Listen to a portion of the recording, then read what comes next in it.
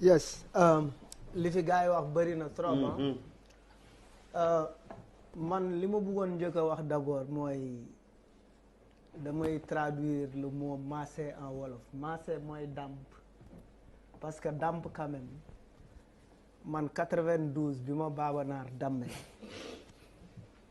grand Ousseynou ak Assane ay seex lañu ñoo ma dàmp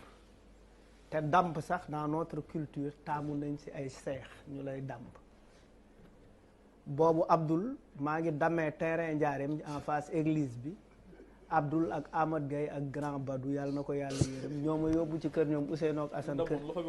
tànk bi kër yaa mari kanko football ma duut grand Baba Naar mu damm ma mais ñoom Abdoul comprendre ñu woon ni affaire bi damm la ñu yóbbu ma ci Assane ak Ousseynou bi ñu xoolee xam ne dama damm ci laa dem ñu yóbbu ma hôpital principal parce que j'ai dû faire un trajet parce que y avait pas à l'époque benn hôpital dans la banlieue bu mën a faj damm donc loolu dama bëgg ñu jàpp ni damm dàmp ci sunu société la bokk te dàmp it métier la c'est-à-dire tout de suite yaa ngi reproché toute la Gabriel Kane yaa ngi reproché Diagne ne ko dafa stigmatiser femme bi mais aussi yaa ngi stigmatiser ñi nga xamante ne ñooy liggéey ci salon de massage parce que nit y a pas de sot métier dans un pays où il y a la pauvreté les gens cherchent des moyens yu ñu dundee te xëy na am na koo xamante ne maase moo ko neex il y a des gens quand ils ont choisi d'être des chanteurs ils ont été critiqués tey on est dans une maison où Youssou Ndour a chanté ou qui appartient à un chanteur et pourtant beaucoup de stéréotypes étaient portés sur les artistes loolu rappeurs yi dund nañ ko ñeneen ak ñeneen dund nañ ko ça c'est un élément mais man bokkuma ci ñi nga xamante ne dañuy valider way diw il a prêté le flanc loowuma loolu peut-être il est emporté par son humilité les appréciations peuvent être différentes hein? Il peut être emporté par son humilité man léeg-léeg man sagaru Fou Malade léeg-léeg may dox man kese ñu ne ma yow Fou Malade yow kese doo wut garde corps ngay dox yow nii rek et pourtant des fois je fais l'objet de menaces damay génn émission le lendemain on me menace plusieurs fois dal na ma mais dama naan tant que li may wax maa ngi koy waxee sama aqulaay taala le seul protecteur qui vaille c'est Dieu moo fi nekk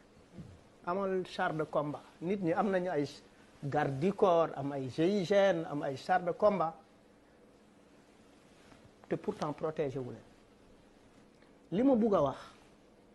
mooy bu ñu analyser les différents éléments qui sont ressortis ci biir affaire parce que ñun ci li ñu mën a sukkandiku mooy li génn ci waxtaan bi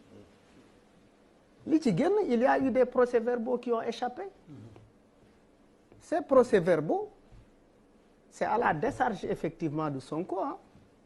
bu ñu dégloo li bu ñu wax dégloo bu ñu bàyyee xel ci li témoins yi wax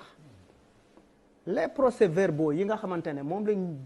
gis effectivement même les prélèvements nee nañu dans les 16 heures ci 16 heures yi passé effectivement gel bi amu ci rapport sexuel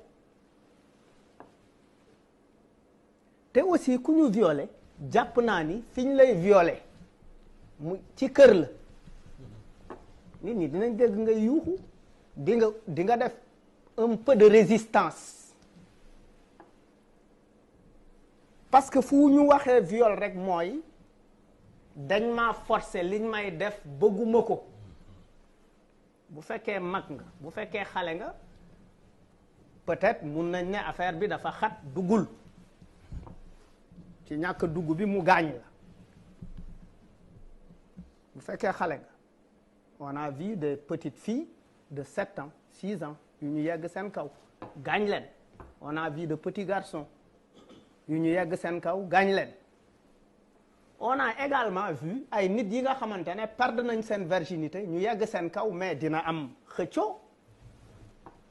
xos yi dina am dinañ gis ay brûlure ci poñ yi etc., etc. Il y a énormément d'éléments qu'on peut convoquer qui peuvent effectivement dire que effectivement est-ce que li Adjaratou Sarr di wax dëgg la. Adjaratou Sarr également c'est une grosse victime dans cette affaire parce que peut-être elle est de statut social assez compliqué xëy na moo ko yóbbu à 20 ans dans une salle de massage mu fay daan dooleem parce que day daan dooleem. Elle pouvait se retrouver dans les rues de Dakar avec une carte doon caga parce que c'est autorisé dans ce pays mais elle travaille elle est quelque part elle est en train de travailler mu ngi liggéey mais nit ñi mun nañ jàpp ni bu ñu xoolee Sidi Ahmed Mbaye xawma Ahmed Sidi Mbaye mi dawal oto bi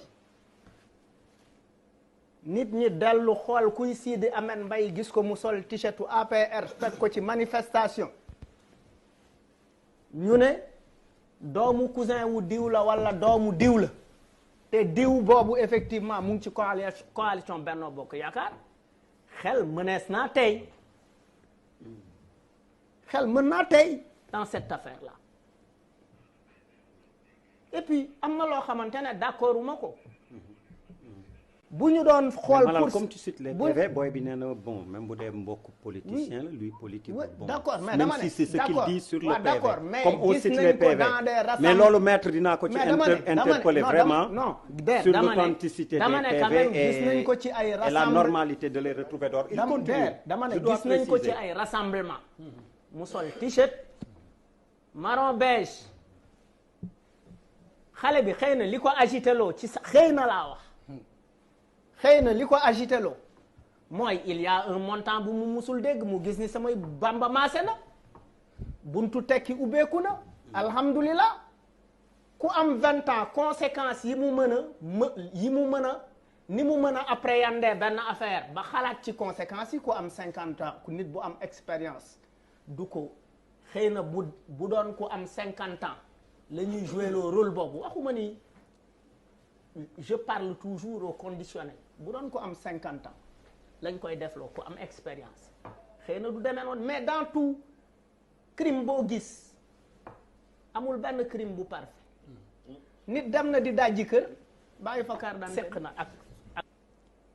nit dem na doxaani ñibbi si këram foog nag jabaram jàpp ko ñëw jabaram tegal ko reer mu summee ko fekk slip bi ni mu ko solee dafa dëpp slip bi wala sax ñibbi sa string gel bi oui c'est-à-dire tu peux rentrer à la maison avec le slip de ta petite amie mais lu mën a nekk la bu non on parle d'une affaire waaw d'accord parce que affaire bi ñuy waxtaane nii mais li ma gëm mooy bu fekkee il y a des politiques derrière cette affaire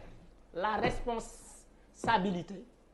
c'est de protéger Ousmane Sonko parce que c'est un espoir pour ce pays-là jusque-là lu tax mu nekk un espoir pour ce pays-là mais tous les opposants se sont alignés tout est-ce qu'on presque tous ceux qui s'opposent ñu leen di ceux qui sont ñi gën a ak ki en fait man opposant dafa am opposant actif ak opposant passif si vous me permettez ça le seul opposant actif dans ce pays jàpp naa ni moom la parce que régulièrement il fait des sorties régulièrement effectivement il crée des problèmes à ce pouvoir-là mais kooku dans un pays on a besoin de démocratie dans un pays moderne dans un pays comme le Sénégal dañ ko soxla parce que dañu am ay acquis te acquis yooyu nit ñi tàmbale ko xeex depuis le parti unique c'est-à-dire on a l'impression qu'on va vers le parti unique c'est-à-dire on risque d'aller aux élections sans opposants on risque peut-être ci loolu la ñu bëgg a dugal moo tax nag ndaw ñi war a yeewuwaat parce que chaque génération dans une relative opacité elle découvre sa mission elle choisit de l'accomplir ou de la trahir loolu nag lu ñu war a taxaw la parce que démocratie moo baax ci suñuy ëllëgu doom man je ne souhaite pas que ma petite Véronique, ma petite Koumba, mon petit Ismaïla et ma petite Habibi juddu dimanche bii laa ko doon tudd bëgguma bàyyi leen héritage u un Sénégal boo xamante ne effectivement démocratie dafa dellu ginnaaw.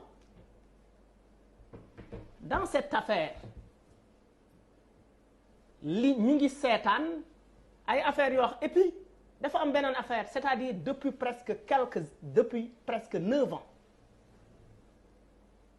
le courage des Sénégalais est confisqué. On est dans la confiscation du courage des Sénégalais. La confiscation de ce courage mooy doo leen marche doo leen def lii ku yëngu ñu tëj et cetera et puis tout porte à croire qu'on s'acharne sur une personne. Moi je ne suis pas un militant de Sonko. J'ai pas besoin même de le dire. Des fois je suis même laminé par les gars de Sonko par les patriotes sur internet. OK. Des fois je suis laminé par ces gens-là. Parce que effectivement bi sama xel leerul ci affaire u 94 milliards yi j'ai donné mon point de vue et puis j'ai pris mes responsabilités. Mais sur cette affaire je pense que terminer. Et puis pour terminer même bu fekkee dem na fa en gentleman parce que en fait am nañu ay loxo jigéen di yëngal am nañu loxo jigéen yëngalul de man boo may coxotaan may daan man ku ma coxotaan ma daan déet non am na ñoo xamante ne mën nga leen coxotaan fii ba suba am na ñi nga xamante ne pose ongle daane lu leen laal seen catuwen daane lu leen non mais non parce que écoute quand même on parle de salle de massage te ni ñu waxee salle de massage yi mooy que ces salles de massage ne sont pas que des salles de massage. Oui. Parce que loolu ngeen waxul ci biir wax ji dañ ne salle de massage yi salle de massage plus la salle de massage plus mooy c'est comme quand tu vas dans un restaurant tu commandes ton yaasa ak sa benn Fanta après serveuse bi ne la est-ce que tu veux est-ce que bëgg nga nu mu tuddati sax mooy boo añee ba pare naan sa boisson ba pare liñ la ciy tegal dessert bi mën naa doon banane mën naa doon chocolat mën naa doon tiramisu par exemple pour ñu bëgg tiramisu par exemple c'est-à-dire pour man même bu fekkee dans cette histoire waa ji dem na même bu fekkee seq na ak ndaw si dara fekk du ay affaire de viol ak et cetera il doit être ñi ci am après ñi ci njëkk a am jugement c'est d'abord ces femmes ñoo ci am yoon ñoo ci am droit ñeneen ñi ci war a wax leneen ñi ci war a wax mooy xëy na comme que jullit la keroog yowmal xiyam parce que xëy na c'est de la fornication. Alors maître ci yow laay dellu si bu dee dama respecté sax le jeu autour de table bi encore dafa am yu